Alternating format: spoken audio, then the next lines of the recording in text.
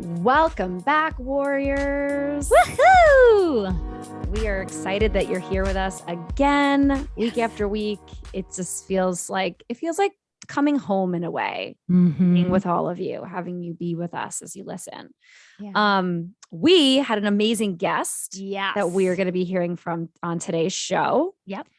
His name is Jesse Israel. And before Abby jumps into our recap of our conversation, let me let you all know a little bit about who Jesse is. Jesse Israel is a social entrepreneur, meditation leader, and former record label executive known for founding the mass meditation movement, The Big Quiet. Jesse has signed multi-platinum bands like MGMT, has led some of the largest meditations in the world, teaches meditation to next generation leaders, and speaks at Fortune 500s and colleges. At the start of 2020, Jesse was invited to go on tour with Oprah Winfrey and WW to speak at and lead mass meditations at sold-out arenas throughout the US. Jesse's work has been featured in the New York Times, Vice, Vogue, Fast Company, GQ, and the Wall Street Journal. All right. So, Abby, let us know a little bit about this chat. Yeah. So I'm going to be a record when I say this chat was super, super fun. Like I say every week, it was really great to have Jesse on as a guest. So Jesse starts off by sharing how he only really remembers noticing anxiety as a kid while playing sports and the adults watching. But it didn't really show up in other areas of his life. He shares how in middle school, he felt like he had peaked. He felt so free. He felt so creative, and he just got so much joy being a leader. And he never really noticed experiencing self-doubt. Until in middle school, he was part of a prank that didn't go as planned, which led to anxiety and discomfort and self-doubt. He shares how in his early 20s, he started to experience panic attacks. And that's when he really realized, like, okay, something's got to change. And he shares through his journey how he's found support through therapy, through meditation, through community, and how this has led him to help others on their own wellness journey. He shares how he allows anxiety to be a teacher rather than an enemy, and how to embrace the beautiful mess that is anxiety. So definitely an episode worth listening to. Yeah, I agree. I mean, I think, God, it was just such a multifaceted conversation that took me on the roller coaster. And we know all of you warrior listeners will gain so much wonderful inspiration and considerations and things to take away into your anxiety journey. So here's the show. Welcome back, warrior family, to another episode of Anxiety Warriors podcast. We have an incredible, incredible guest with us today, Jesse Israel. Welcome to the show. Hey. Thank you for having me, ladies. We are so excited to learn about your journey a little bit, how anxiety shows up in your life. So let's just dive right in with that. Tell us a little bit about your anxiety story. Yeah. Well, the first time that I can really remember experiencing anxiety was actually playing sports as a little guy, like in elementary school. I remember feeling this discomfort around performing and being a quote, finger quotes, good athlete in front of my parents and in front of other people's parents. And I was always really comfortable socially, but when it came to sports and like having the view of, the parents watching, I remember first starting to get some of that performance anxiety. And that was really the only place that it showed up for me that I remembered. I actually asked my parents recently if they remembered me experiencing anxiety in other ways. And that was really the only thing they can point to. And by the time I was in 7th grade, I kind of was peaking in life. I was this incredibly creative, bleached haired, super lanky. I was 6'2" at my bar mitzvah. Wow. Very expressive young guy. I just remember being so connected to doing what felt right to me and just not really having a sense of what other people thought or felt a sense of pressure around people thought. And it was really cool. I just felt really free. So I was super creative and it was really magnetic. And in 7th grade, I was, I would say just like a natural leader.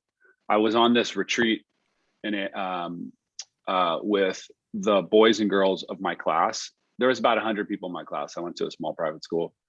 And on this retreat, I led this mission where I brought all of the boys into the girls' cabin. And at like 2 a.m., I freaked out the girls. The teachers went nuts.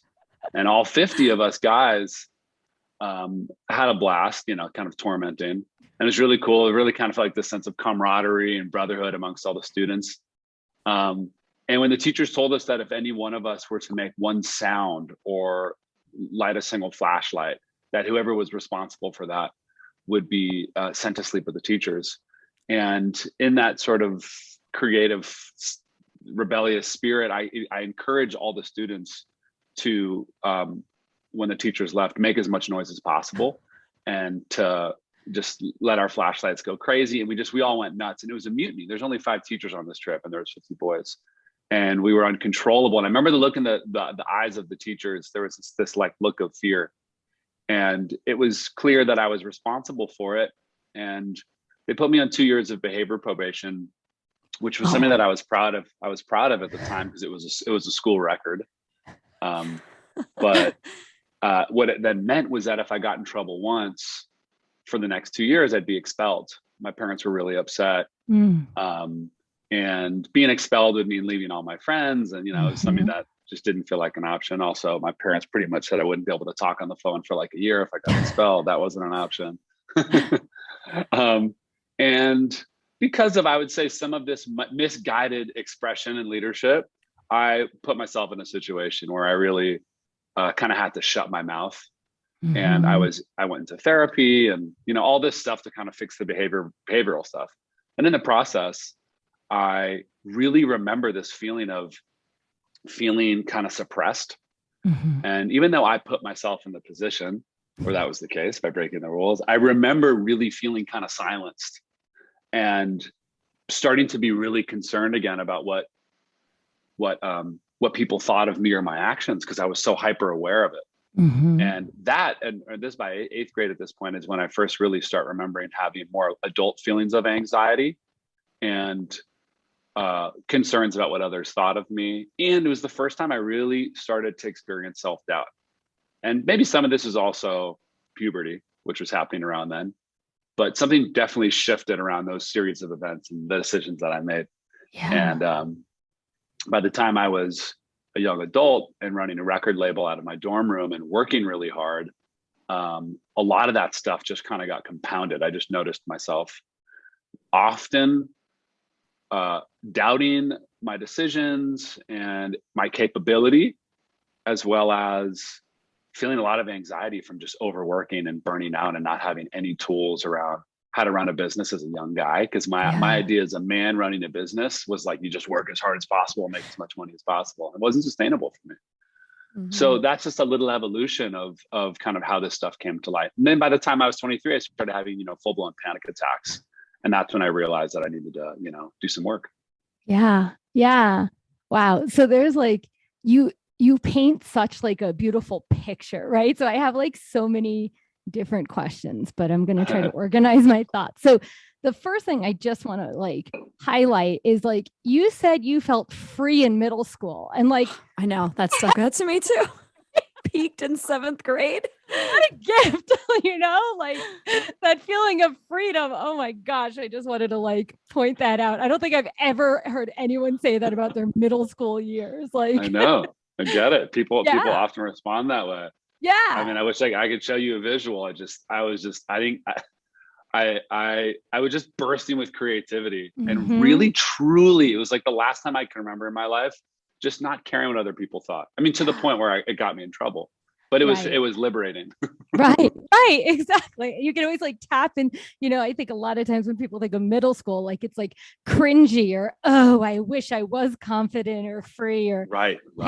care what other people thought. Like that's always like the advice. So I just want to like highlight that. And then my first question is with the performance anxiety in sports, right? How did that like show up? Like, did you participate? Did you play extra hard? Did you overthink it later? Did you try to get out of participating? Like, what was that like, that performance anxiety?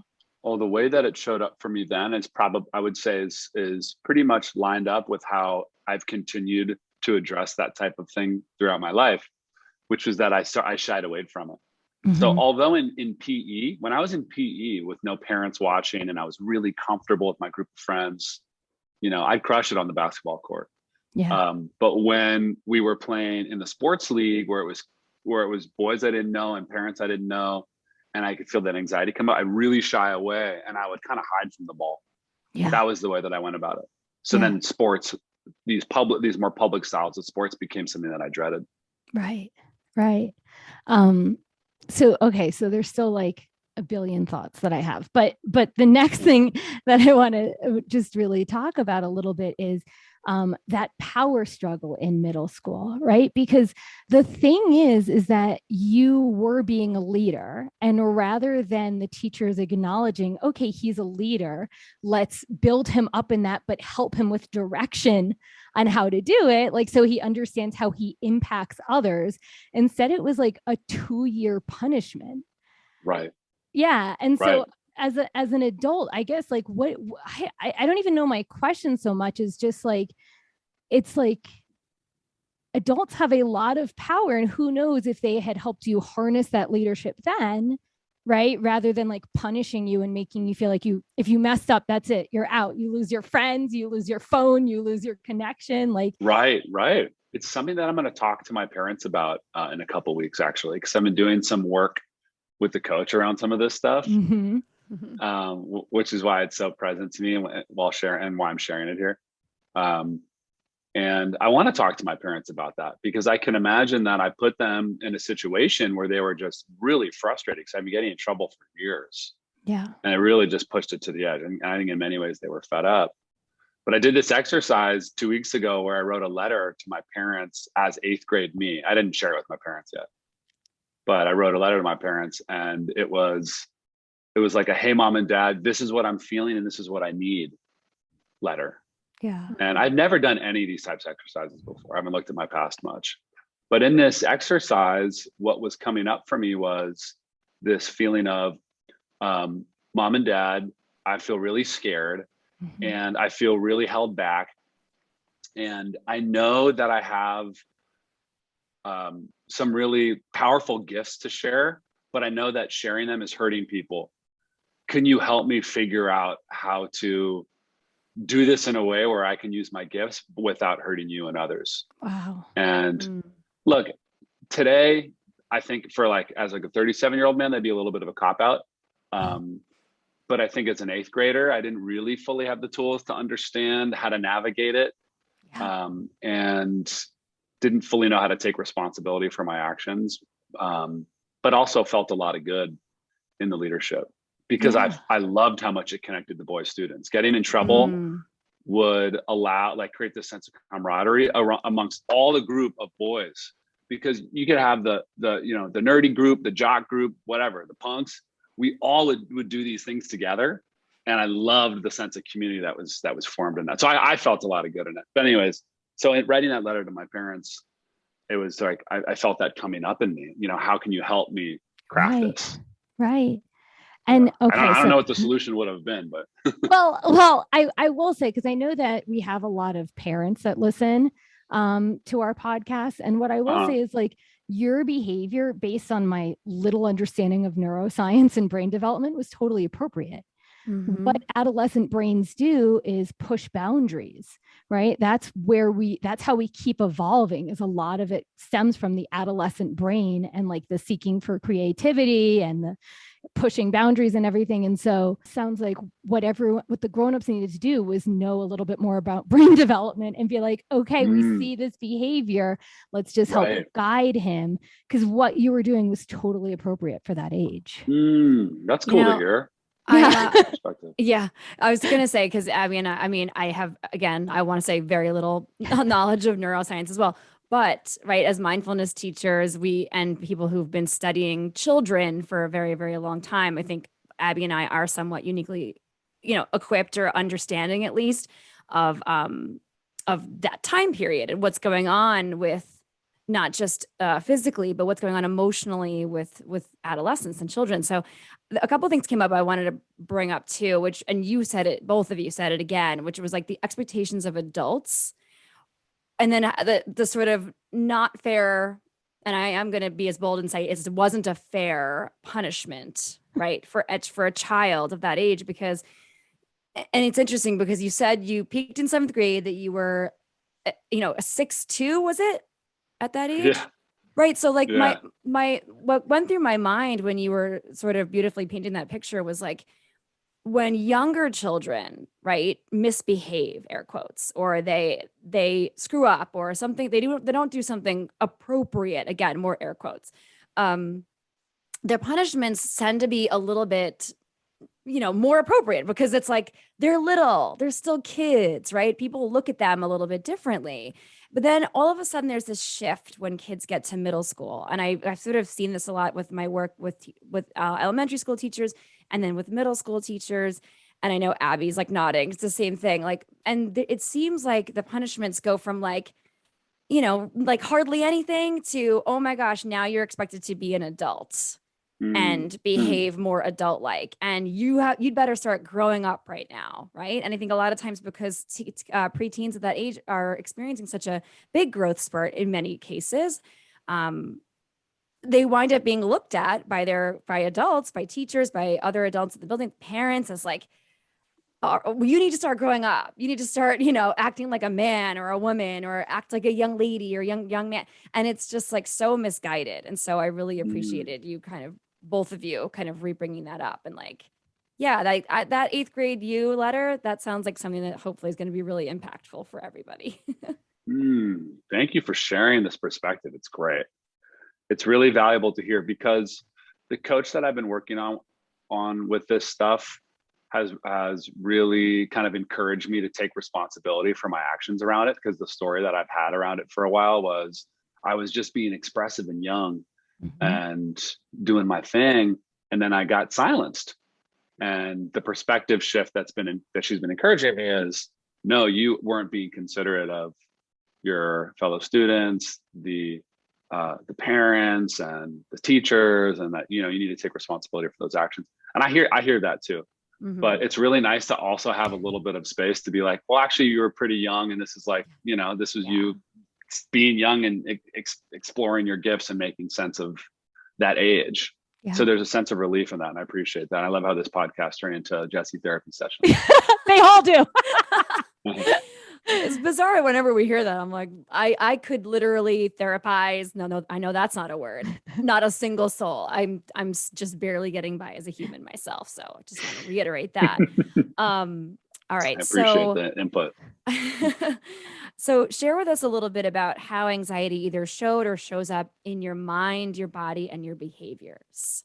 So like, what is it that like when Abby asked you about how you reacted to performance anxiety in sports when you were really young, and you kind of painted that picture for us of like what it was like for you when you were really little, all the way up through being in your early 20s. So like, how did it feel in your body? What kinds of things came up inside of you? Yeah, when I first started to experience anxiety, at least as early as I can remember, bodily stuff, it's probably more in my early 20s. I remember feeling it in my chest and feeling tightness in my chest, and also feeling it in the veins of my arms. It's almost like I could really feel the cortisol pumping. And in my stomach, I'd find this shooting sort of discomfort that kind of hit in the belly when it would kick in or when something would trigger it. And when I first started to experience panic attacks, then it was the more intensive symptoms of intensive heart palpitations, the sweating and the loss of control, and then the feeling of doom, like the world's gonna end.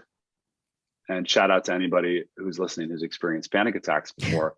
Part of what's so challenging about them, at least what I've experienced, has been that while being in a panic attack, I find that it's really challenging to remember that it will pass. Mm. They always pass. But in the experience of a panic attack, it just almost has felt almost impossible to remember that there's a light at the end of the tunnel, that it will pass. And that's part of what's so challenging about panic attacks, is that perspective gets lost. Yeah. And I've seen people make incredible work around that, and being able to, even while having a panic attack, bring enough mindfulness to the experience to be aware of that. But when I was experiencing panic attacks, I wasn't able to do that. So my whole body would shut down. Yeah. Yeah. So my first question, in a little bit, we're going to talk about like strategies and coping and ways that you've supported yourself during anxiety. But my first question is, do you still have panic attacks now? Is that something that they still sometimes happen, or did they kind of like stop once you started to get help around your mid-20s? Yeah, they stopped. They stopped when I started to get help. I started therapy, medication, and meditation. Yeah. And those three things all really helped me. I found that the regular meditation, well, I know we'll get to this in a second, but the regular meditation really allowed me to start to ease off of the medication and some of the other stuff.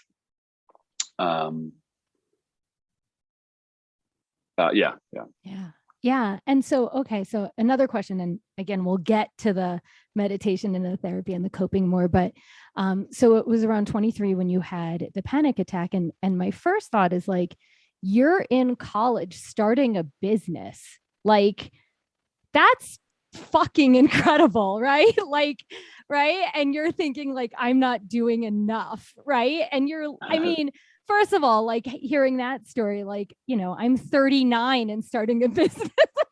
Like, what was I doing in college? So just the like, I don't like amusement in like a 23-year-old who's doing some incredible stuff at such young age, feeling so overworked and stressed and anxious is just, you know, it's so fascinating to me. But then, so my next part of the question is, what made you decide to get therapy? What made you decide to get help? Because I feel like in our country, especially, there's a lot of stigma around one asking for help, and there is stigma around therapy. So what allowed you to, you know, you talked about like being a man and making money, right? And like, what allowed you to feel like you could get help and get therapy? Honestly, it was the experiences that I was having were so painful. Like the internal stuff was so challenging and confusing. Yeah. Because on the outside, it seemed cool. You know, I was running this record label and we were partying and throwing concerts, and, you know, young guys, and the first band we signed did really well. And there's all this external stuff that, you know, is really cool. But internally, I was really going through it. Yeah. And I was getting sick pretty much every month. I was having trouble sleeping. Social anxiety was getting bad. I found that it was really challenging for me to be like intimate and sexual with women. I like, you know, just wouldn't get aroused. Yeah. It was like, I just felt so blocked. Yeah. And I just realized that wasn't a sustainable way to live. And that the ways that I had been modeling kind of my life as a man and my work as a man just wasn't working for me. Yeah. So I talked to my dad. And by the way, in the music biz at that time, there weren't conversations about mental health. And there was way less just in general, because this was, I don't know, I'm 37 now. So it was a while ago. There was just way less conversation around wellness in general.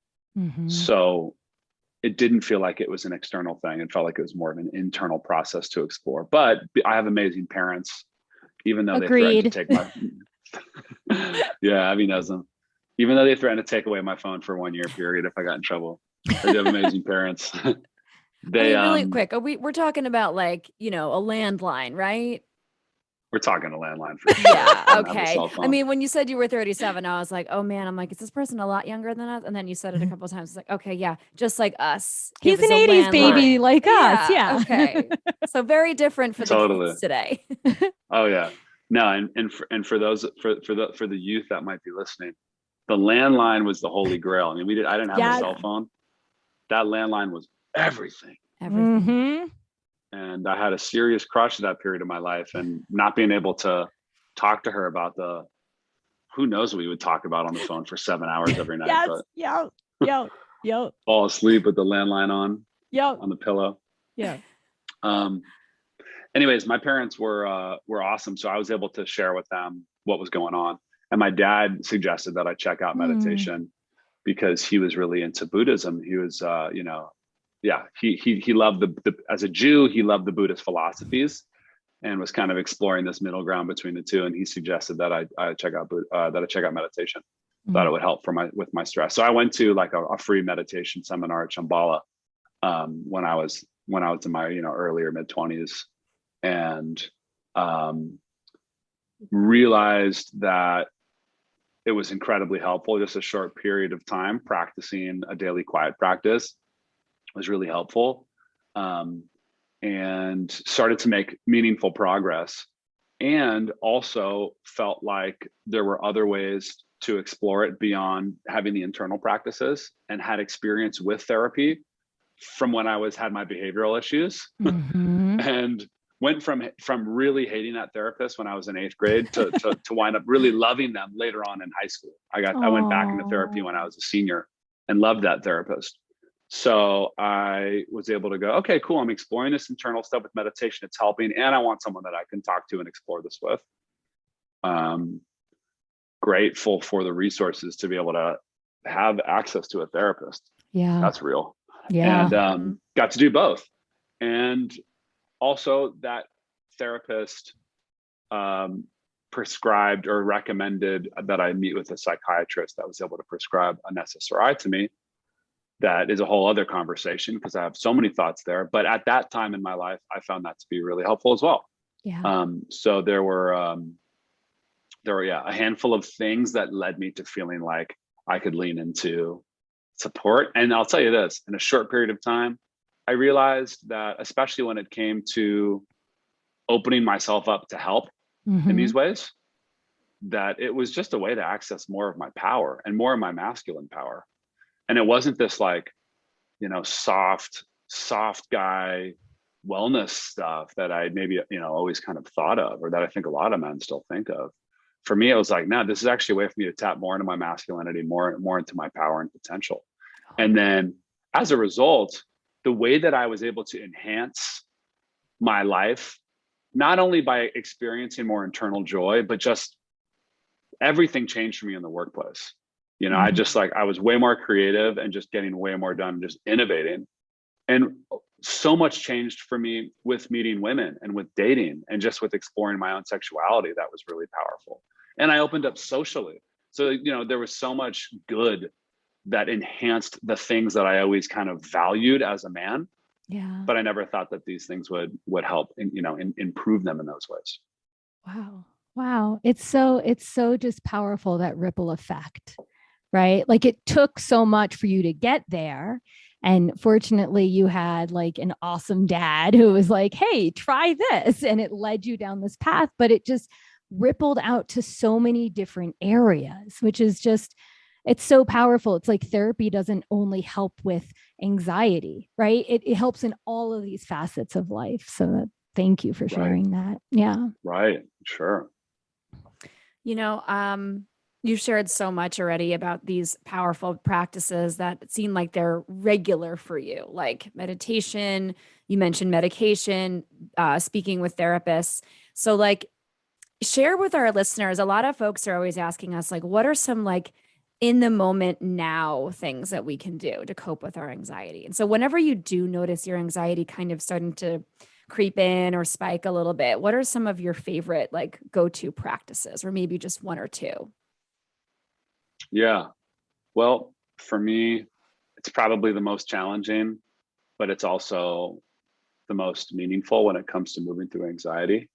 For me, it's when I notice that it's coming up, that I embrace it and bring love to it, as opposed to, fight it or try to resist it or figure out what I'm doing wrong to, solve for it.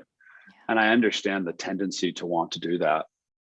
I think we live in a world that makes clear to us that like being happy and smiling and having great things and nice things and perfect relationships is the way that we need to be, and anything else is less than.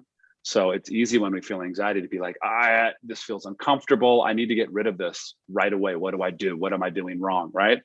And I think that anxiety also just triggers that in our system, because it's overreacting our body's fight or flight. So, the body thinks that by figuring out what's creating the anxiety is something that's life-threatening. So we need to get to the bottom of it, right? This, whole mess. Yeah. A beautiful mess, because it is designed to keep us safe. Yes. A beautiful mess. I love it. Good. 2020 and 2021, it is a beautiful mess. Yeah. When we were hunters and gatherers, it was just straight up, saving our lives from That's tigers. Right. A lifesaver. Different story now. So anyways, when I feel it, when I'm able to just notice it, feel it in my body, and bring some love to it, and just understand that it's an experience that my body is having. It's moving through it. I'm actually learning from it and getting stronger as a result of not resisting it and moving through it. And when I'm able to just bring some of that love and acceptance to whatever my body's experiencing and feeling, I notice that it kind of will lose its grip and start to melt. This is a very tough thing to do when we experience anxiety. It's like what I talked about, the panic attacks. It can be really tough to have that perspective. Yeah. But when I'm able to do that, when I'm able to remind myself, this is something that probably billions of people in our world experience. Yeah. And it's okay to experience it. We live in a confusing time, and it's okay to experience. It's not, I'm not bad or wrong for having these feelings. Just that as a starting point brings some love and softness to it, and really helps loosen it. And that's not the end all be all, but I think it's a really important starting point. Now, beyond that, I also find that for me, especially recently, moving my body has just been really helpful. I'm not talking about doing like some super intensive HIIT exercise that might work for some people. Sometimes it works for me, but just getting a nice fast walk going, being in the sun, if I'm able to access the sun. Maybe it's doing a little jump rope, or, just getting down on the floor and doing some push-ups or some sit-ups, but helping move, just getting my body moving. Moving through space really helps when I'm feeling that anxiety come up. And then in the moments when I'm not able to do that, or I'm not able to leave my home, or can't sweat or whatever, the breathing practice that really helps me so much is when I take a big breath in, pretty much as much air as I can take, and I hold it for about 5 seconds, and then I let it out. And I do that 5 times. Yeah. And I just find that the big breath in, holding it, and then releasing it, and then repeating it, helps just bring down the noise and bring that nervous system back to a place of balance, even if it's just temporary balance. Yeah. And of course, this is not going to be a surprise, but a daily meditation practice really helps me experience less anxiety in general. It's kind of foundational to experiencing less in the first place, but a daily meditation experience, a daily meditation practice for however many years I've been doing this, 10 plus years, teaching this, going on tour with Oprah, talking about meditation, all of these accolades, I still experience anxiety. Yes. And meditation, as helpful as it is not, a magic bullet when it comes to this, but it is a really helpful tool to help reduce it. Yes. Yes. I love that you're saying that piece, because I feel like sometimes people think like, oh, my meditation practice isn't working because I still feel anxiety, or right. And I feel the exact same way. Like, it helps me, it supports me, it builds that foundation, but my anxiety is still there. It still pops up, but now I have a set of tools where I can help myself, rather than like, running myself to the ground or burning out, or whatever happens if I don't tend to it. Right. I think that part is so important, is we still will have anxiety, but now we have tools to support ourselves. Yeah. Yeah. And I love the piece at the beginning about companioning the anxiety, right? It's not about squashing it down. It's not about ignoring it and pretending it doesn't exist. It's not about waiting until it gets so bad that you actually have to deal with it. It's like when you notice, right? And sometimes, I mean, I'll speak for me. Sometimes I notice it right away, but sometimes it'll be a few hours and I'm like, oh my God, I've been anxious for hours and behaving in a weird way, right? But when you're noticing it, instead of like, being like, what's wrong with me? Why do I have this? It's like, no, I'm going to show you some love. I'm going to embrace you and we're going to figure this out together. Like I'm here, Right. Anxiety. Right. Yes. Beautifully said. Yeah. I love that you brought that up too, Abby, because I feel like, and again, I'll speak for myself, being friends with my anxiety is the only way through. It's the only way. I would just be just a floating orb above my body all the time if I didn't befriend my anxiety, because she's always here. And yes, it's a she. Her name is Bertha. Yes. So going on a little bit, I would love to I would love for you to share with our listeners, if you could describe your relationship to your anxiety with like a word or a phrase or a sentence. Like, how would you describe it? I would describe it as tumultuous, because especially more recently in my life. Yeah, I had some health stuff came up. I had mold exposure this year. Oh gosh. And it's like pretty bad. And it set off some real cognitive challenges and set off some pretty intense like anger reactions and anxiety and stuff that really kind of put me through a great test as like this, wellness figure meditation teacher guy. Yeah. I got really hit with a lot of the opposite of the benefits of all the things that I experienced through my practices. So I was really tested. And this year is in particular. So it's created this really kind of bumpy experience that I've been through with my anxiety. And it's challenged a lot of what I thought in regards to, I got my shit together. I can handle my anxiety, this kind of stuff. So it's definitely created a more tumultuous relationship that I'd say is starting to turn back into a place of companionship, like you described. But this year it's been tumultuous. Yeah. Yeah. Yeah. And so, I mean, I don't think we'll get to talk that much about it, but you just shared, like, yeah, you are a wellness guy, right? People know you. You are a meditation teacher. And in my mind, there was like this connection to like the performance anxiety, right? And I know we spoke about it in sports, and I know you said it didn't really come in other areas, but I guess my thought is like, is there the pressure to like have it all together because of who you are and what you teach? Like, totally. Yeah. That's come up all the time.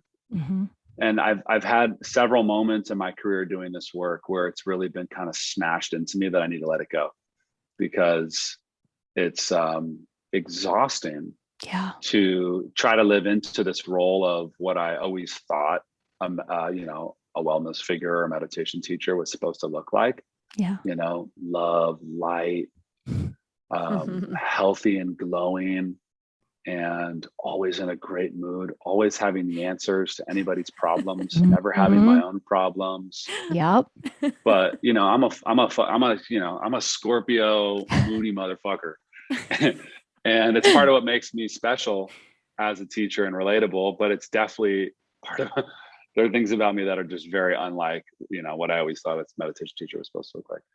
So at first that was like, there was a lot of, imposter syndrome stuff in that, like I think so many of us teachers deal with, which I have grown to realize is like this critical, almost like boot camp grad school of becoming a teacher, is that the imposter syndrome stuff is like required experience to be in our power as teachers. Because it breaks us down and helps us realize that it's being a human being and being able to communicate our lived experience and just being embodied in what we've learned that makes us great teachers, not this older concept of teacher perfectionism, which is also like an older generational thing, I think. So yeah, so I can definitely relate to that. And when that comes up, it's always just a really great opportunity for me to go, you know what? I do it differently. I do it my way. Yes. And the more I'm able to embrace that, the more I'm able to enjoy the work that I do, feel less exhausted by it, and help more people. Yes. Yeah. It gives That's people it. permission to accept themselves as they are in all of their humanness. Like that's Right. when you embody accepting, like, I'm moody, like, right? It's like it gives other people, oh, I'm just at the beginning of my meditation practice, but you know, I'm moody too. Oh, that's awesome. It's okay that I can be moody and I can also meditate and be a meditation practitioner. You know, it's like, Right. it's empowering. Yeah. Yes. I Yes. always And I can't think help but laugh. it's important. I Go know. ahead, Margot. It always makes me laugh whenever so many of the teachers that we do like, or something in the wellness field, like our work, it's just like, don't act like what do you mean you get angry? How are you filled with rage? What are you crying about? I'm like, because and I love that you said you were a Scorpio. I'm a Cancer. So like I align so deeply with like my Cancer roots and just being like emotional mess of a human. And I think it's important to embrace all the ridiculousness. And that's part of what makes us special. That's like, as you just said beautifully, Jesse, it's what makes you you. It's what drives people to want to learn from you because you're not fake. You behave like a human being, and human beings should want to learn from other human beings that are imperfect and imbalanced and have fucked up lives and stories, because those are the most interesting teachers. Those are the people I like learning from. So I just value you bringing all of that up. And I know, I feel like I cut you off. Were you going to add something at the end there? No, I don't remember, but I so appreciate you validating that. Thank you. It's cool to hear. No problem. All right. So you could jump in a time machine, go back in time to a younger version of yourself and offer yourself a bit of advice. What would you say? It's really lined up with what we just talked about. It would be to remind myself that what makes me really special is my own unique life path, and that the concept of needing my life to look like my peers' lives from a career standpoint or from a relationship standpoint or whatever, that's like a great way to experience suffering, by feeling like it needs to look like my peers' lives. And that if I'm able to every step of the way just really celebrate my own journey and my own path, because it's what makes me uniquely me, there's so much joy to be had in every single moment. But that's something that I've really struggled with over the years. Growing up in an affluent part of Los Angeles with, successful parents and with peers who, successful parents, this path that we've been on has been one of expectations around financial success, powerful jobs and roles. So when I made the choice to move out of the entertainment world as I knew it, like leaving the record label, and to start to explore group meditations, I had a lot of trouble around just embracing the fact that I was following something that I felt was serving a need, and that really felt fulfilling and gratifying to me. And a lot of times my comparison to others' paths took away the ability for me to just enjoy the unique thing that I was doing. So to be able to set old me down and find ways to help younger me understand that my own path, my unique path, and the differences within my path are what make me uniquely, beautifully, and perfectly me, and to find ways to celebrate that.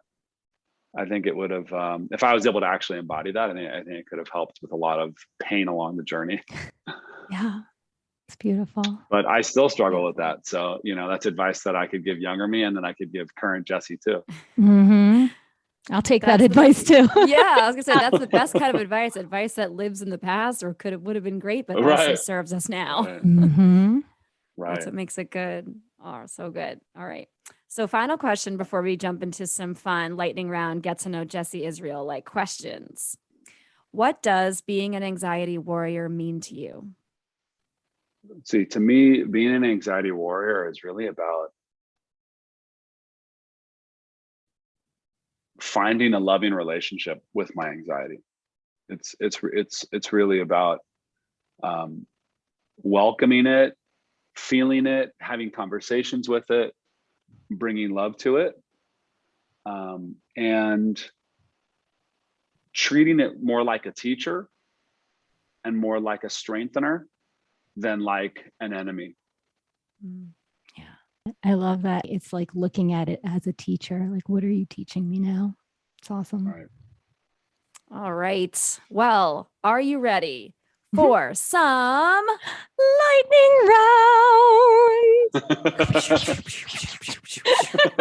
This is the kind of like, I'm sure, just really grade A sound effects you're used to, Jesse, right? When it comes to your podcasting experience, I imagine that like in all of your, years of being in front of just incredible people and celebrities and, whoever, that this is the, This is what you're used to. This is the norm. I know it. I know it. That's the imposter. This is me joking my way through my own imposter syndrome. Yes. Defense mechanism number 4,000. Okay. Let's jump. Prefer it. That's it. Yeah. Perfect. All right. So we're going to jump into some lightning round questions. You do not need to answer quickly. You can take a pause, take a breath, consider your answer. And Abby and I will go back and forth and have some fun. Yes. Yes. Abby. Are you ready? Let's go. All right. So I'll go first, Margot? Yeah. Let's go. Okay. If you owned a camp, what would be the name of your camp? And what would the campers reminisce about it when they are adults to their kids?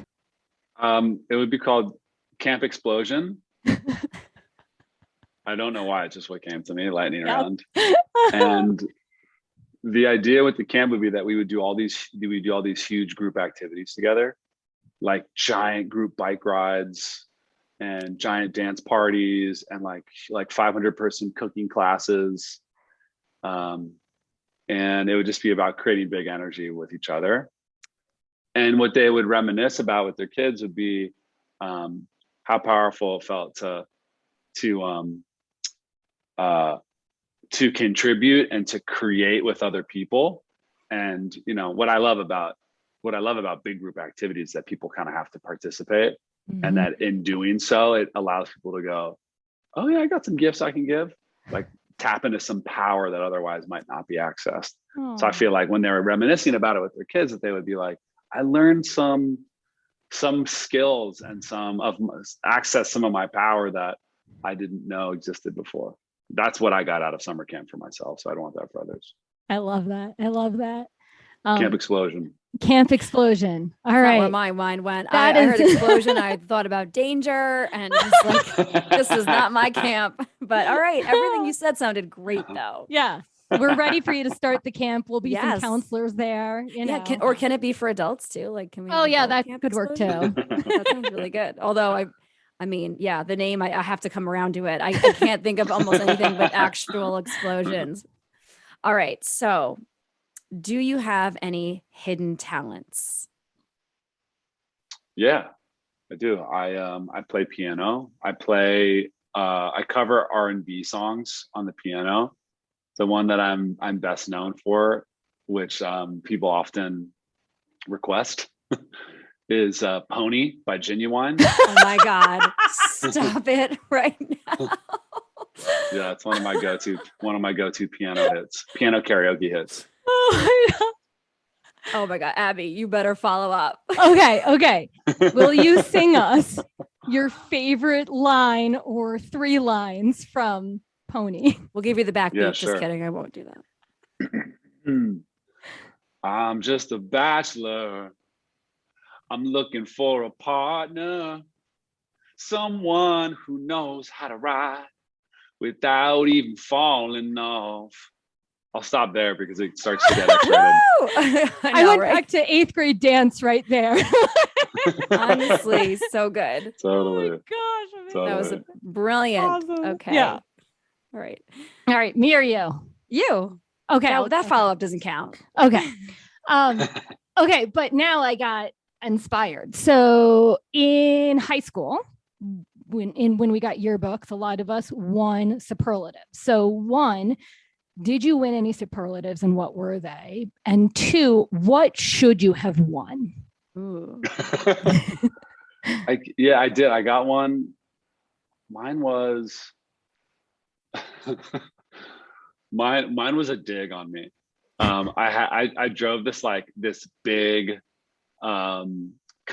this big kind of cool SUV that I spent all my bar mitzvah money on. It had like big like flossy rims and shit. I just got out a big personality. But anyways, mine was most likely to be compensating for something.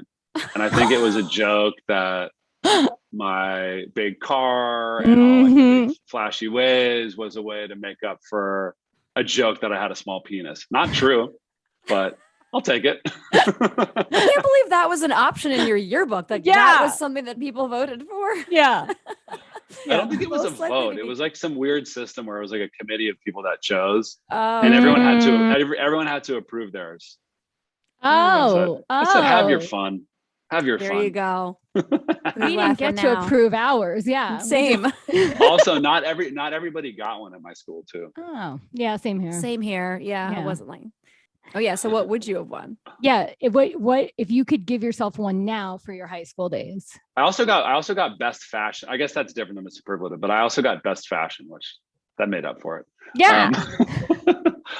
Most likely to. Oh man, that's a good question. Most likely to.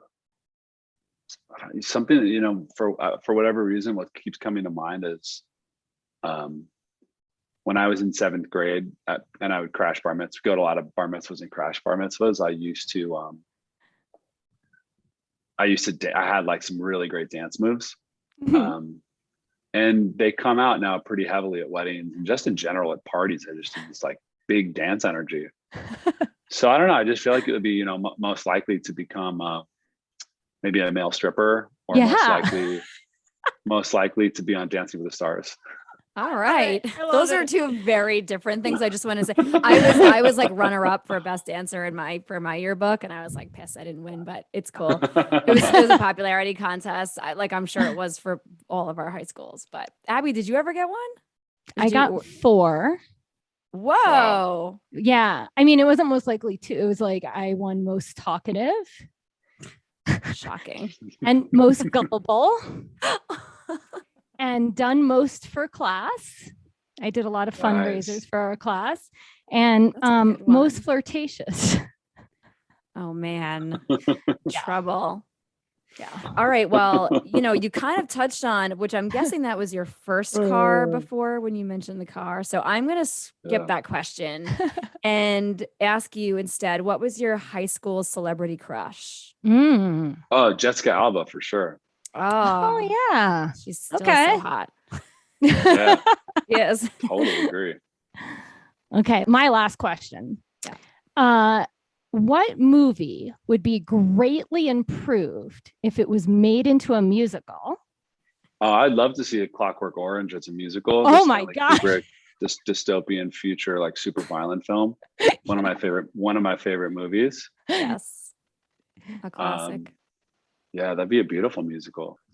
Loved it. Okay, final question. Close your eyes, take a breath, and then tell us the first thing that pops into your mind.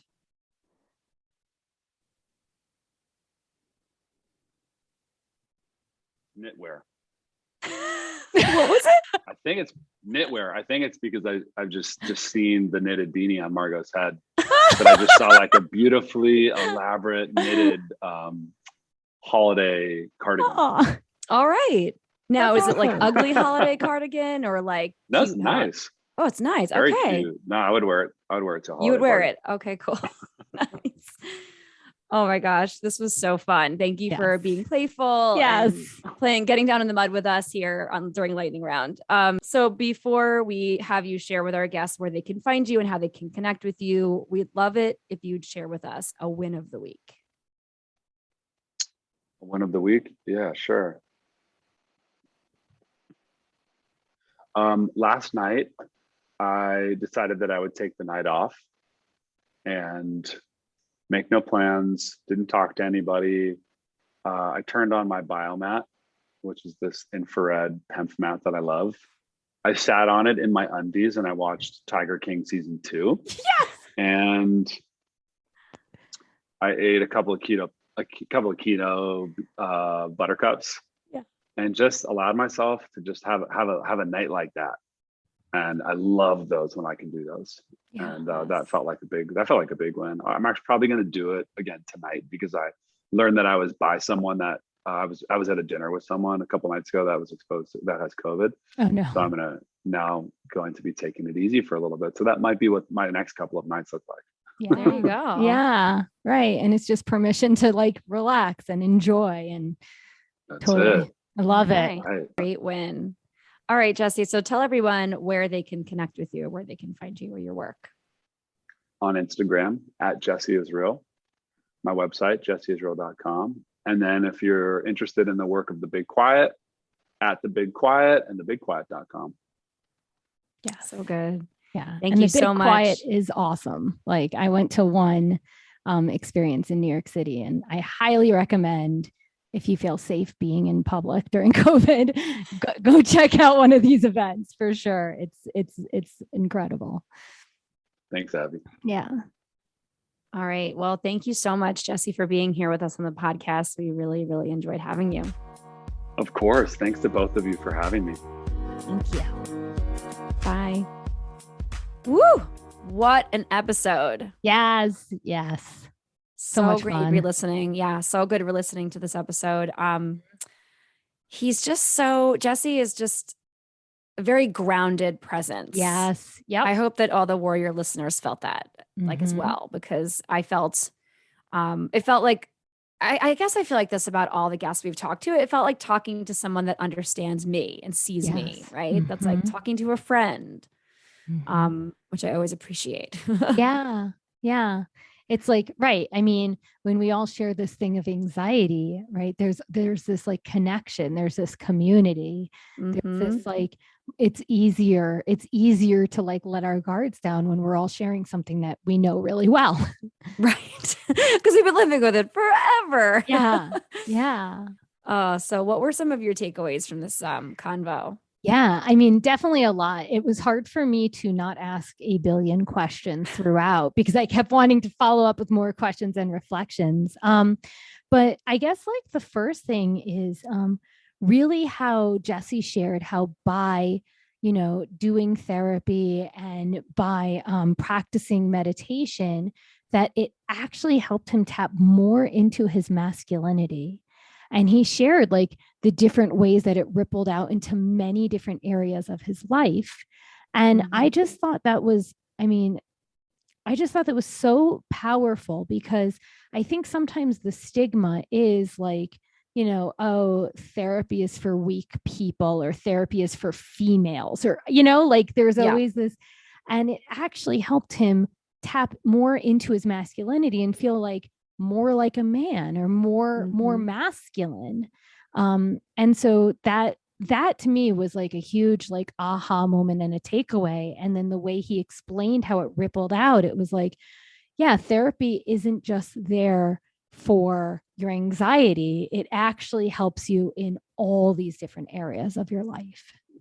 Yeah. And he kind of draws on the same conclusion when it came to his meditation practice too, right? And I just love that he was turned on to meditation from his dad, another male figure, right? And the stigma that it surrounds therapy in terms of, it's more for weak people, for women, right? For people that, have big emotions and need to get them out, kind of thing. Again, more stigma and more stereotyping for gender roles.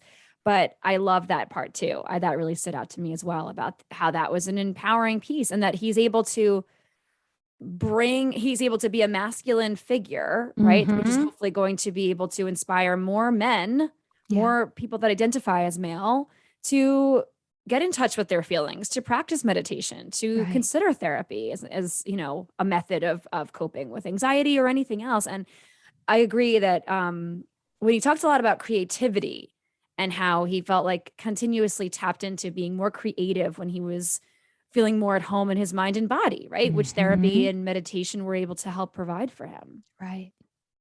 Yeah. I would love to know, and we touched on this in the episode, I remember it so vividly, how a person considers himself peaked in the 7th grade. of all age groups, right? Yeah, I know you and I both had visceral reactions to hearing him say that. But then when he kind of explained it, it was like, oh yeah, like that's a time in a child's life, or in a young person's life, when they aren't necessarily thinking as hard. I guess depending on the kid, right? I know for me, I felt like I thought really hard about what other people thought about me in middle school. But then I lost a lot of that fear when I got to high school, strangely. And then it came back later in life. So like, it just goes to show that it's different for everybody, right? But that, and youth and adolescence could have a varying impact on you depending on your personality and how you're raised. And I just think it's so interesting talking to an individual who was like, this was such a great and empowering time in my life. Yeah. What is that? Like, wow, middle school doesn't suck for everybody. Wow, right. Yeah. You can peak in middle school, or like middle school can teach you, if you are feeling very free in your body in middle school, right? Then that's sort of the person you want to hold on to as you grow. Right. Yeah. And, there were so many pieces in the middle school that I actually like really wanted to talk about. Like you brought up how, as kids get older and bigger, right, they all of a sudden get these expectations to behave more like grownups, even though their brains aren't fully developed. But the other piece of it was also taller kids have oftentimes more expectations too. So because he's, 6'1", 6'2" in middle school, right? He's like towering over the teachers. The teachers probably forget this is a 12-year-old child in front of me. Yeah. Right. And so I just feel like it's so important, like for anyone working with kids, like think about the age. And again, even age to an extent doesn't matter. Right. But don't get so sidetracked by like the height of someone, but then also just like, I feel like we've said this before, but just how powerful the grownups are, like, how his behavior was communicating something, right? He wanted to be a leader. He enjoyed community and bringing all his peers together, even if they all had separate interests. And the way he did that was like, by, playing, tricks isn't the word I want. Pranks. Pranking. Like pranking, the girls. But, and again, this is like the 80s and 90s. So we know we weren't as like hip to things back then. But unfortunately, the teachers didn't see his leadership qualities, and instead they threatened him with a 2-year punishment.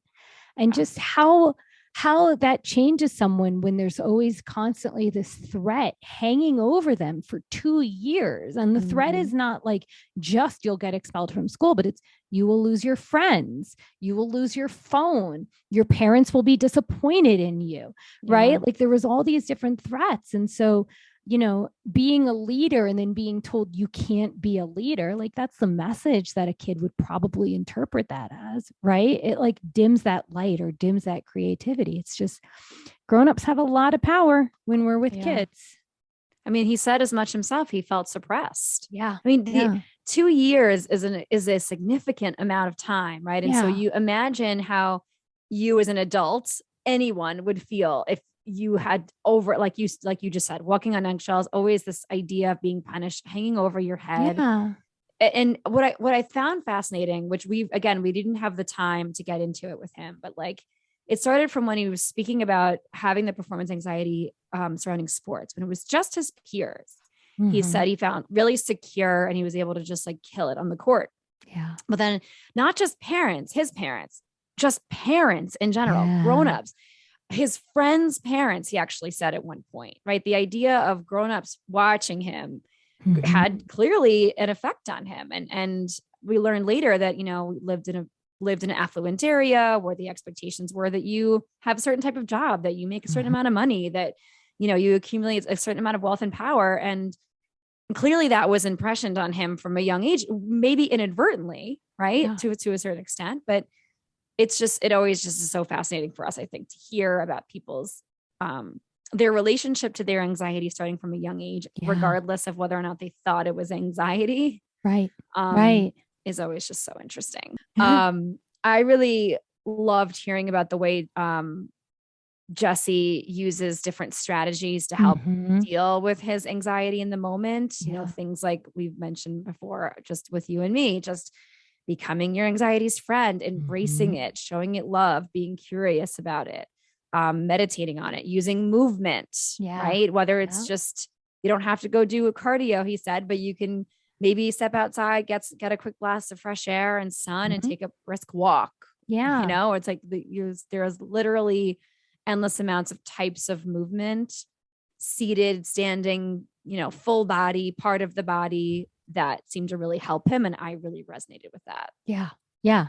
Right. Exactly. It's like just change a little bit, change your breath, change your scenery, you know, do some push-ups. Just making a change can make a shift. Totally. I really appreciated that he touched on the pressure of being like a leader in the meditation and wellness field, because I do notice a shift where more people that are leading in this field are more embracing their humanness. They're not using it as spiritual bypassing or as toxic positivity, and they're not gaslighting, right? But when I first started getting in the wellness field, in the early 2000s, it was different. It was like, oh, I need to aspire to have all this peace. And anytime anything happens, I need to reflect in like myself, like, what is this person like reflecting to me? Even if that person was being abusive, it's like, oh, what do I have to, you know? And I really appreciate him touching on the pressure of, you know, how you present yourself in this field, but also him embracing, you know what? I'm a unique individual. I'm a Scorpio. I'm moody, and I'm going to allow myself to be all of me, because I really think that that's what the wellness field needs. It doesn't need a bunch of people that have it all together, right? We need human people accepting the human experience, you know, and sharing practices that help them on their journey. Yes. Yes, Yeah. exactly. I loved re-listening to that part of the chat too. Just how, to me, it's the most powerful thing that a wellness person can offer me. And so that's why I think, I know I strive for it. I'm sure I can speak for you a little bit, that this is what more of us need to be striving for in this industry, is being yourself, speaking as yourself, speaking about the beautiful mess, as he called it. Yeah. Because that is the only way I feel that you can really connect to another person and connect to, and in connecting to another person's experience, you can hopefully tap into it, connect better to your own experience. Right. Through validation, through listening, you know, just more openness and curiosity. So yeah. And if you're pretending as the teacher, as this person, you have it all together, what are you actually teaching other people? What they're thinking is, what's wrong with me? Why can't I get there? I still have my anxiety. I still am moody. I'm still snappy at people, you know, like, it just gives a lot more permission for people to accept who they are. And then the willingness to make changes for the things they don't want to be having part of, you know, who they don't want to be or what they don't want to have. They can relax and be themselves, you know, there's so much safety in that. And so good. Such a great conversation. We hope that all of you warriors loved listening to our interview with Jesse. Thank you, Jesse, again for being with us. As always, you know where to find us. And if this is your first episode, you're going to find out right now. You can connect with us on Instagram at Anxiety Warriors Podcast. You can shoot me and us a DM if you have topic ideas, stuff you enjoyed about the podcast, anything you want to share, we're here for you. You can also shoot us an email at anxietywarriorspodcast@gmail.com. And, you know, say all the same things, how much you love us, what you are hoping to hear from us in the future and future episodes, topic ideas. If you think you'd be a great fit as a guest on our show, we'd love for you to connect, reach out, do not hesitate. Everyone's anxiety story is important and needs to be heard. And we would love to hear yours. And if you have 2 seconds, which I know you do, you're holding a phone, most likely, jump on over to Apple Podcasts, smash that 5-star rating, leave us a short or long review. Let the world know where they can find the Anxiety Warriors so we can grow our fam and keep doing this very important work. Yeah. Thank you so much for being with us, warriors. We love you. Yes. Thank you so much for going on this journey with us. We're so grateful you're here. Till next time.